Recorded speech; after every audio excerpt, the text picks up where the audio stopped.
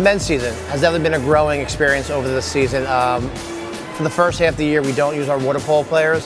Second half, we had 7 guys join the team, which kind of changed the dynamic. It grows the roster a little bit, and they need to get back into like swim race shape versus swim water polo shape. So it's been an incredible dynamic. Some of those guys are very talented. One is Jonas Visi, team record holder in a couple events. He has a big swim history in his family, but he's a phenomenal water polo player, so that's why he came here, to be that dual sport athlete. We picked up a couple other guys that are excellent sprinters, and Will Lapkin and Zane. They both can really sprint and really help the relays out. But what we're really excited about going forward is 2 of our freshmen coming in, Alfred and Andrew.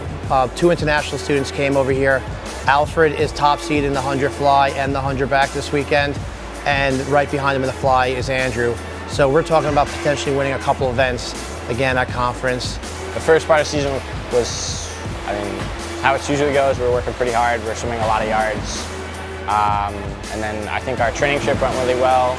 Everyone had a lot of fun and everyone swam really hard. And I think everyone got a lot better. Everyone kind of improved times throughout the whole season.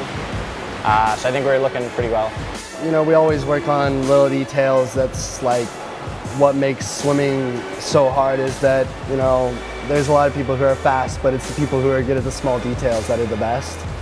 And, you know, I think that's something that any swimmer carries with them anywhere, is just like taking pride in those small details, whether it, you know, be something as easy as a turn on the wall.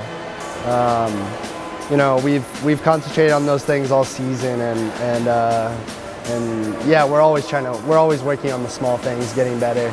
Yeah, there's some difference between like the first part of the season, because since Florida we've been doing a lot of yardage, but then you kind of, and a lot of intensity, like really high speed, and try to keep up the speed, but then you try to cut the yardage, do less, and then just try to have the same speed and keep the speed, and focus more on like turns and starts, so you can get that extra power from just off the block, and kind of get that point where you want to be really fast for like a 100 or a 50. The standouts of the team, I would say, is definitely the freshman class. They definitely carry the team. Marco, Serbian, Alfred, Swedish, and then Rush and Andrew have really kind of solidified the class.